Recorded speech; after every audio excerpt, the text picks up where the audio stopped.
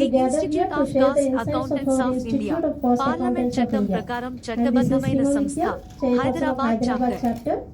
లు కార్పొరేట్ బోర్డులలో strategic management అకౌంటెంట్లుగా, ఫ్యాక్టరీ కాస్ట్ అకౌంటెంట్లుగా తమ సాంప్రదాయ పాత్రల నుండి దూసుకుపోతున్నారు.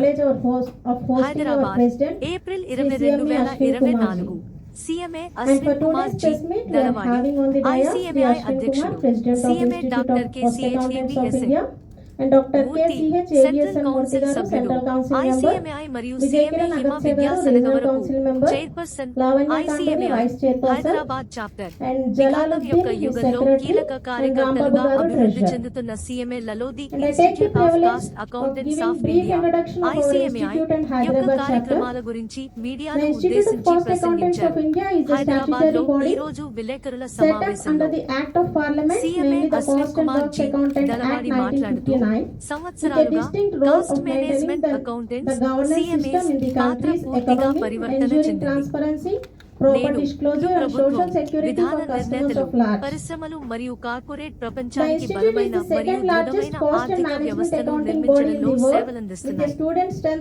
వ్యాపార కార్యకలాపాలు మరియు కార్యకలాపాలలో కీలకమైన మరియు నిర్ణయాత్మక పాత్రను పోషిస్తాయి. నిర్వహణ సమర్థవంతమైన నిర్ణయాలు తీసుకోవడానికి మరియు కార్పొరేట్ అనుకూల విధానాలు మరియు పథకాలను సూచించడానికి వీలు కల్పిస్తుంది.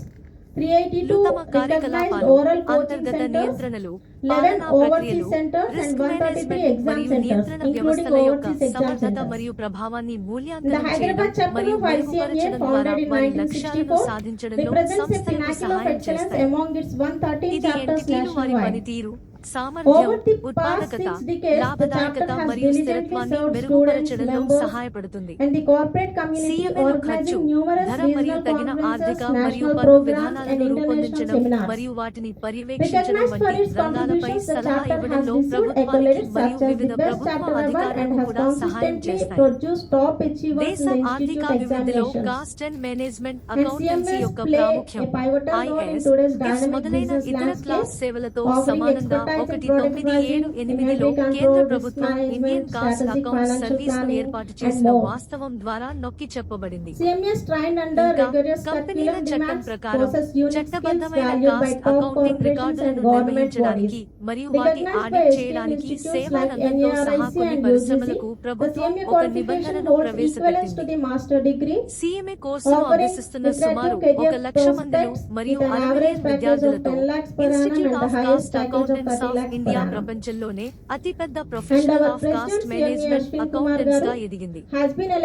వ్యాపార సంస్థలు వ్యయ పోటీతత్వాన్ని సాధించడంలో కీలక పాత్ర పోషిస్తున్న సమర్థమైన కాస్ట్ అకౌంటింగ్ నిపుణులను అభివృద్ధి చేయడంలో ICMAI ముందంజలో ఉంది.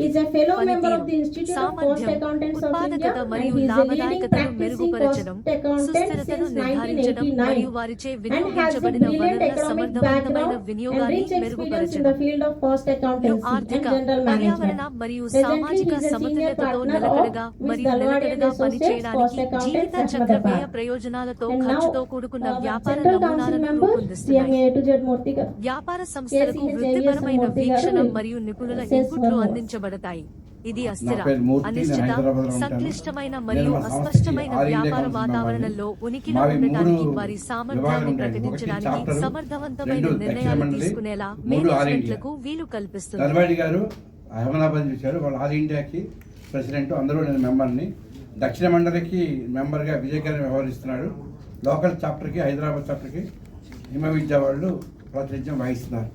మేము ముఖ్యంగా మీకు చెప్పాల్సింది ఒకటేనంటే, దేశ అభివృద్ధికి కావాల్సింది ఒక పాత్ర నిర్వహించేలో వృత్తి నిపుణుల్లో మేము ఒకరివి ముఖ్యంగా ఉంటాము.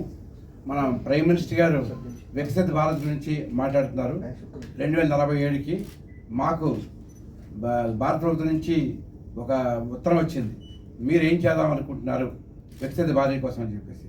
దానికి మేము ఏం చేసామంటే, మేము మా ప్రెసిడెంట్ గారు ఆర్థిక ప్రణాళిక రచించి వారికి ఇచ్చాము.